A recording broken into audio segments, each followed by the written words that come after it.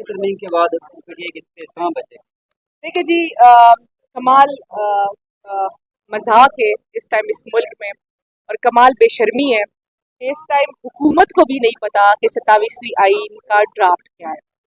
جو لوگ خود کو آئین بنانے والے کہتے تھے، آئین کے محافظ کہتے تھے، ان بلاول بھٹو زرداری صاحب کی طرف سے ایک ٹویٹ آئی جس کی وجہ سے قوم کو پتہ چلا کہ جی کوئی 27ویں آئین کا ڈرافٹ بھی ہے۔ میرے خیال سے بلاول صاحب کو بھی پورا ڈرافٹ نہیں ملا، ان کو اتنا ہی ملا ہے جتنا ان کا دائرہ اختیار ہے، اور باقی کا ڈرافٹ ان کو ڈائریکٹ ملے گا جب ووٹنگ ہونی ہوگی۔ تو 27ویں ترمیم کے بارے میں اس ٹائم کسی کو کوئی پتہ نہیں ہے کہ ترمیم کیا ہے، کیا کیا تبدیلیاں یہ لے کر آنا چاہتے ہیں۔ یہ صاف سی بات ہے، ترمیم ہمیشہ ایک بہانہ ہوتی ہے، نشانہ صرف اور صرف عمران خان ہے کہ اس کو کیسے ہم زیادہ سے زیادہ اندر رکھیں۔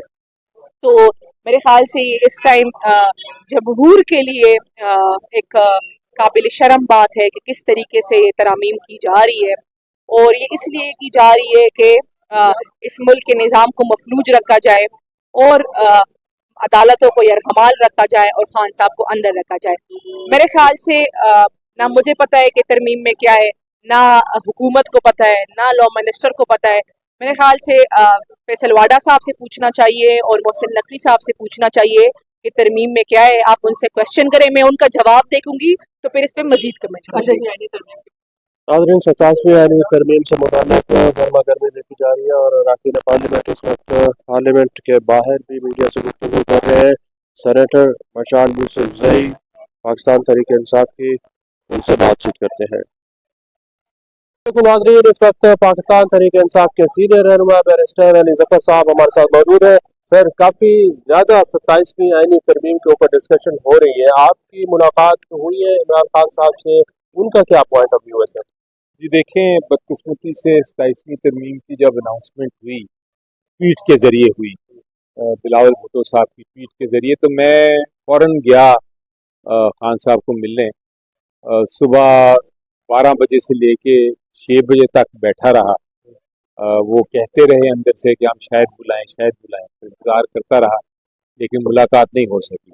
اس لیے 27ویں ترمیم کے اوپر جو بھی بات میں گفتگو کر رہا ہوں وہ اپنا ہماری ایک پارٹی کا موقف ہے، خان صاحب کی اس پہ ڈائریکٹ انپٹ نہیں ہے، لیکن مجھے یقین ہے کہ ان کا جو ہم کہہ رہے ہیں ان کا بھی یہی موقف ہوگا۔ ڈیٹیلز تو ہمیں بھی نہیں پتہ کہ کیا آ رہی ہیں ڈرافٹ میں، لیکن جو جنرل باتیں ہیں اس پہ تو وہ ان کو مسترد کریں گے جب ان کو اس کی ڈیٹیل بتائی جائے گی۔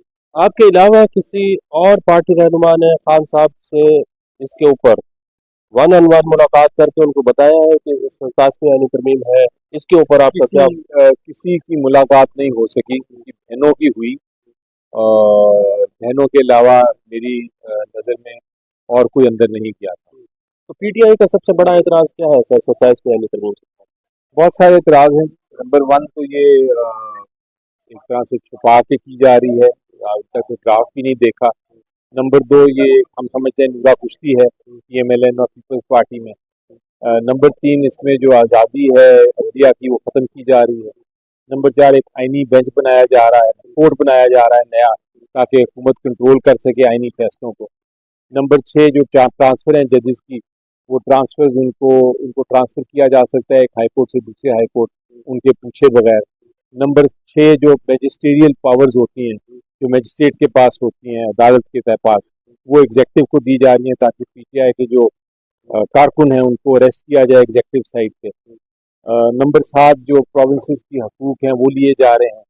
تو یہ اس طرح کی بہت ساری چیزیں۔ نمبر 8 فوج کے اندر ایک بڑا عہدہ کریٹ کیا گیا، اس کا بھی 243 کا ذکر کیا گیا ہے، آرٹیکل 243 کا، وہ کیا ہے وہ ہمیں پتہ نہیں، لیکن 243 تو ہے ہی آرمی سروسز کے بارے میں، سروسز چیفز کے بارے میں اور کمانڈر ان چیف کے بارے میں۔ تو اگر اس میں کوئی تبدیلی آ رہی ہے وہ ابھی تک ہمیں پتہ نہیں کہ ہے کیا، لیکن اگر اس میں بھی آ رہی ہے تو وہ بھی ایک بڑا تشویشناک بات ہے۔ تو پہلے یہ اطلاع آ رہی تھی سر کہ جو فیلڈ مارشل ہے ان سے متعلق شاید کوئی آئینی ترمیم آ رہی ہے، اب ایک نیا عہدہ ہے तो इससे जो वफाक है या सदर मुमलिकत का ओहदा है ये कमज़ोर होगा था। देखिए, हम पता नहीं ओहदा किस किस्म का है, हमें बिल्कुल कोई इत्तला नहीं। तो अगर वो ओहदा, ये तो नहीं हो सकता कि 2 प्रेसिडेंट हो जाए, तो वो क्या ओहदा है वो देखना पड़ेगा कि उसको क्यों बनाने की जरूरत पड़ रही है और क्या है ये हुकूमत का ड्राफ्ट जब आएगा, और सुना है कि कल आ रहा है, तो अगर वो कल ड्राफ्ट आता है तो उसको फिर हम 243 को स्टडी करेंगे कि क्या उसमें है। तो पीटीआई सर इस वक्त पार्लियामेंट के अंदर कौमी असम्बली में भी बज़ाहिर ऐसा लगता है कि आउट हो चुकी है। कौमी जो कमेटियाँ हैं वहाँ से भी, क्योंकि कमेटी के अंदर डिस्कशन होनी है, फिर सेनेट के अंदर भी, कौमी असम्बली के अंदर भी अपोजिशन लीडर नहीं है। तो क्या लगता है कि ये इसको साइड पे कर दिया गया है या पीटीआई के पास कोई और तरीका है? देखिए जी, कमेटी से तो हम खुद निकले हुए हैं, किसी ने साइड पे नहीं किया, हम खुद नहीं हैं कमिटीज़ में, तो वहाँ तो हम कोई रोल अब अदा नहीं कर सकते। लीडर ऑफ द अपोजिशन जहाँ तक ताल्लुक है, हमने लीडर ऑफ द अपोजिशन के लिए दरखास्तें दे दी हैं, सब ने साइन कर लिए हैं, और अब रूल्स में मुताबिक जो है वो चेयरमैन या स्पीकर ने फैसले करने हैं लीडर ऑफ द अपोजिशन के, वो फैसले जल्द कर देंगे। मेरा इरादा यही है, हमने प्रोटेस्ट तो किए हैं सेनेट में, लेकिन मेरा यही इरादा है कि मैं जब वो आते हैं चेयरमैन साहब, तो उनसे मैं पर्सनल रिक्वेस्ट भी करूँगा कि इसका जल्द फैसला किया जाए।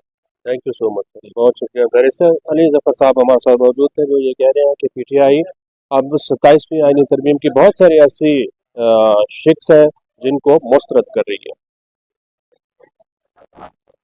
मुस्लिम लीग नून के बैरिस्टर चौधरी को इस वक्त मीडिया के मुताबिक घेरा हुआ है और वो भी बता रहे हैं कि 27वीं आईनी तरमीम का क्या फ़ायदा है।